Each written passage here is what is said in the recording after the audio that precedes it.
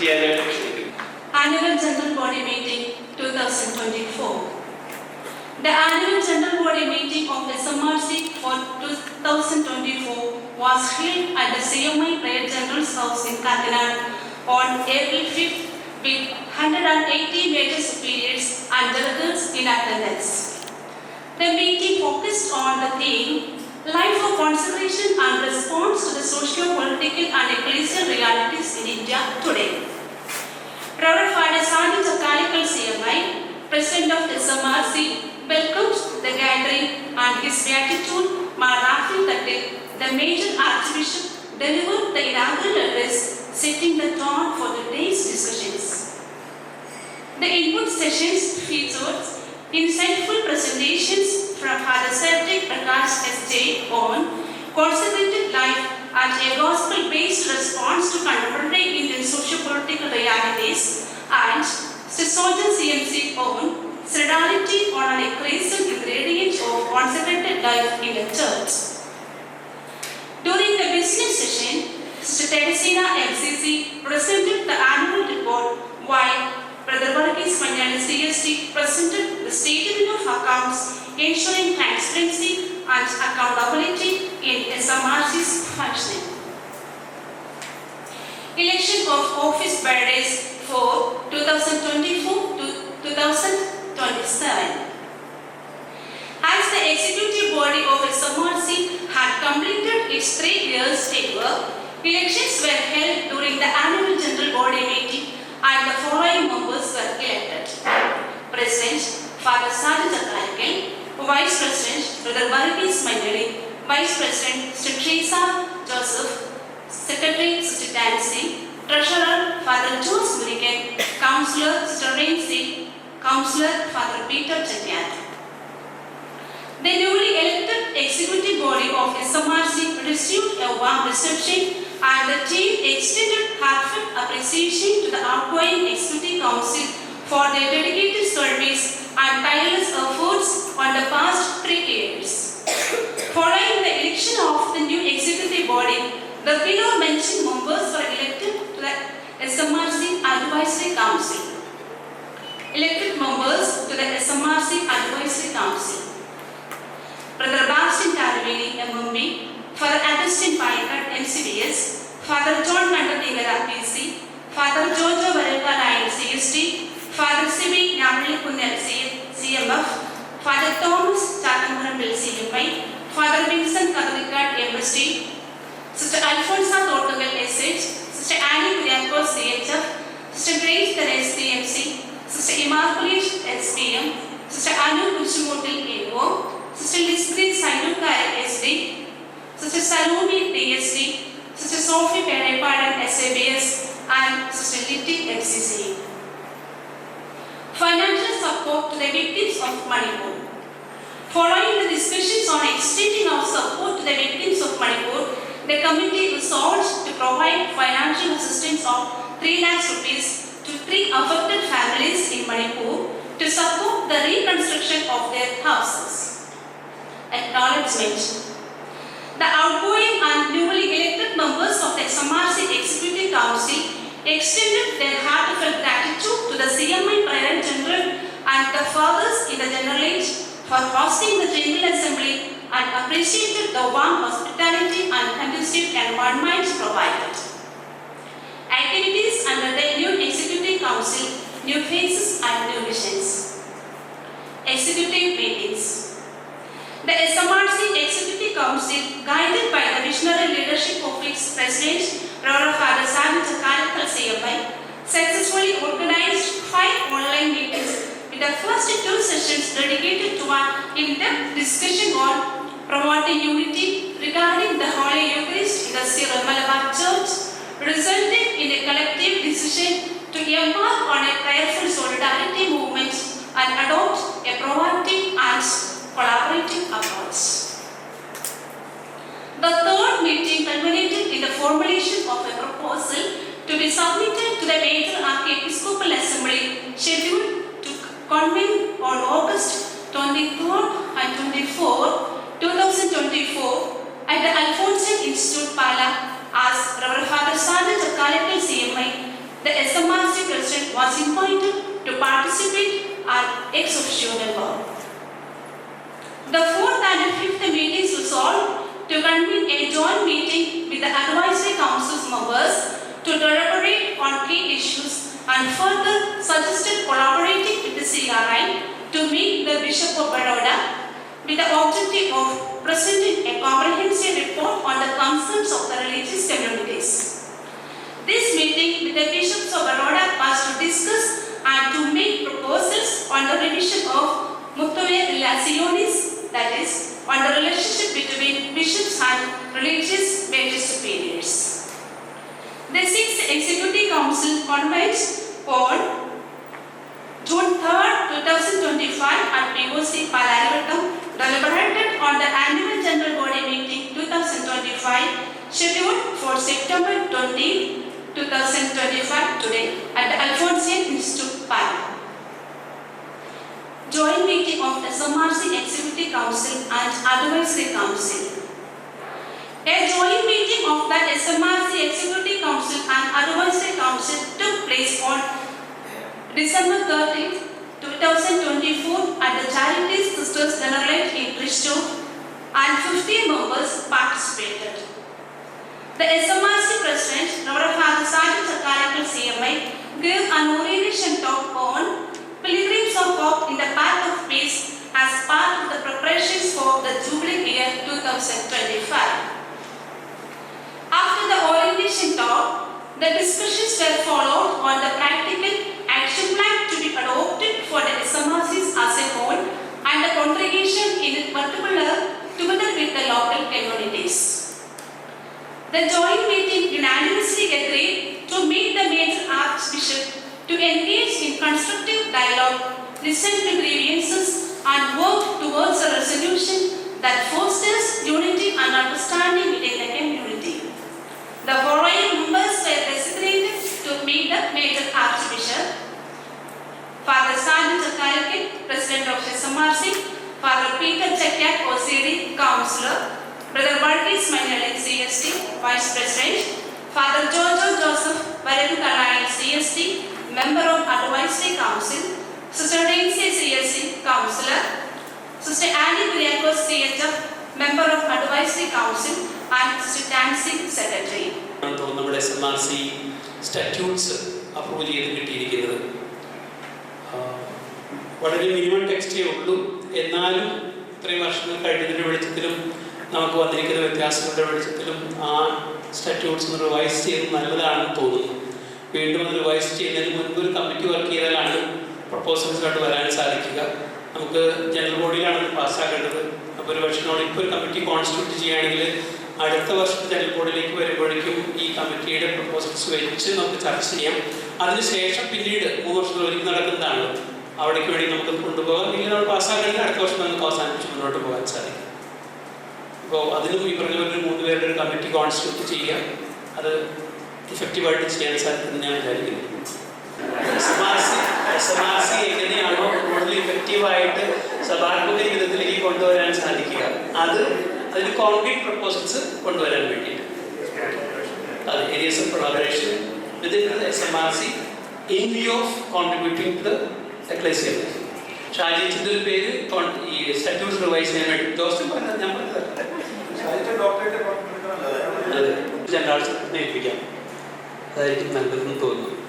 അദ്ദേഹം കാനലിസ്റ്റ് കൂടെ ആയതുകൊണ്ട് നമുക്ക് ആ ജോലി നേരത്തെ വിട്ടുകൊടുക്കാം. അടുത്തത് നമുക്ക് SMRC വെബ്സൈറ്റും മൊബൈൽ ആപ്ലിക്കേഷനും നമ്മൾ ഡിസൈൻ ചെയ്തിട്ടുണ്ട്. നമ്മൾ ട്രെയിനിങ് നടത്തിയായിരുന്നു. ഒരു പക്ഷേ സിസ്റ്റർ ഇവാന ഒന്ന് തിരിഞ്ഞങ്ങോട്ട് നിൽക്കാവും.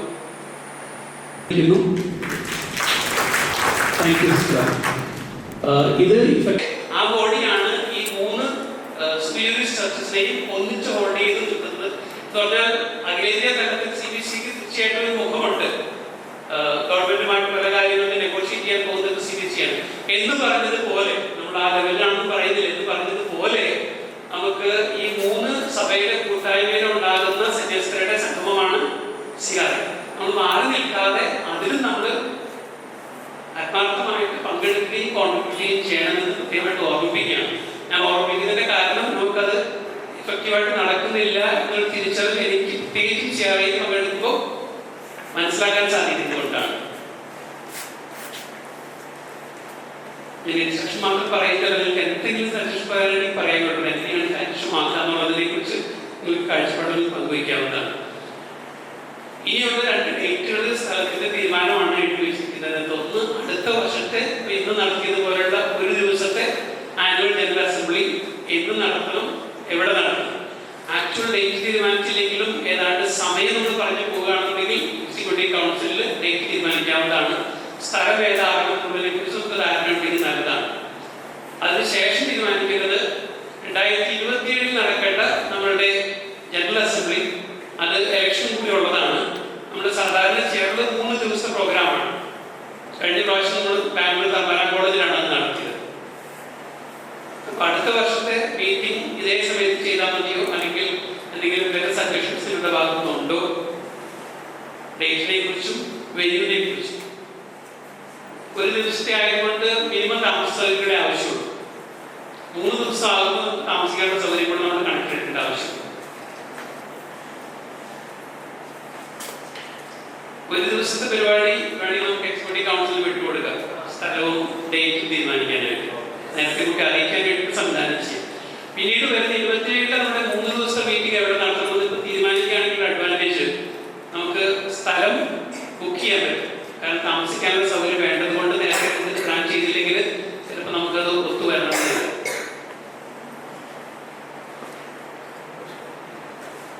സെയിൻറ്റ് ജോൺസ് ബാംഗ്ലൂർ ജോസഫ് പറയുന്നു.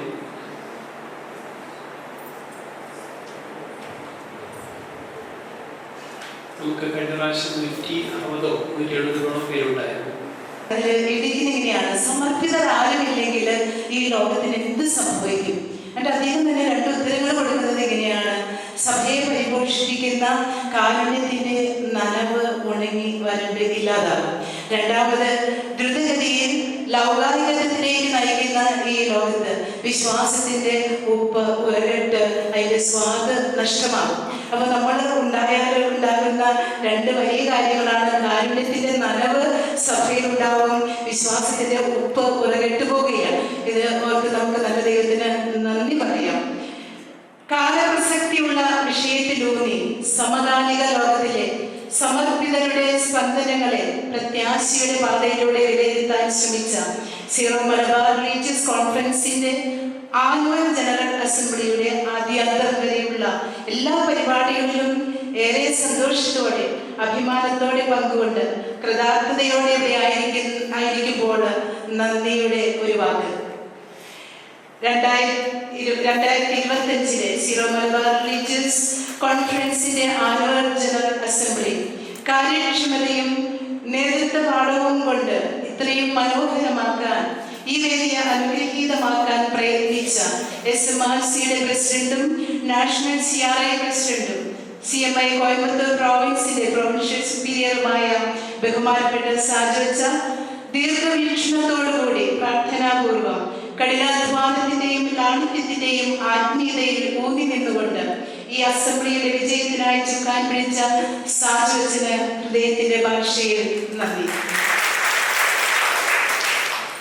പൊതുവേദിയിൽ പ്രത്യക്ഷപ്പെട്ടതിലേറെ പിന്നിൽ നിന്ന് ഈ അസംബ്ലിയുടെ വിജയത്തിന് വേണ്ടി പ്രവർത്തിച്ച SMRCയുടെ സെക്രട്ടറിയും പ്രൊവിൻഷ്യൽ സുപ്പീരിയറുമായ സിസ്റ്റർ ഡാൻസി SMS വലിയ തിരക്കുകൾക്കിടയിലും നിശബ്ദ സേവനവും ക്രമീകരണവും ഓർമ്മപ്പെടുത്തലുകളും ഈ കൂട്ടായ്മയിലുള്ള സിസ്റ്ററിന്റെ ആത്മാർത്ഥതയായിരുന്നു.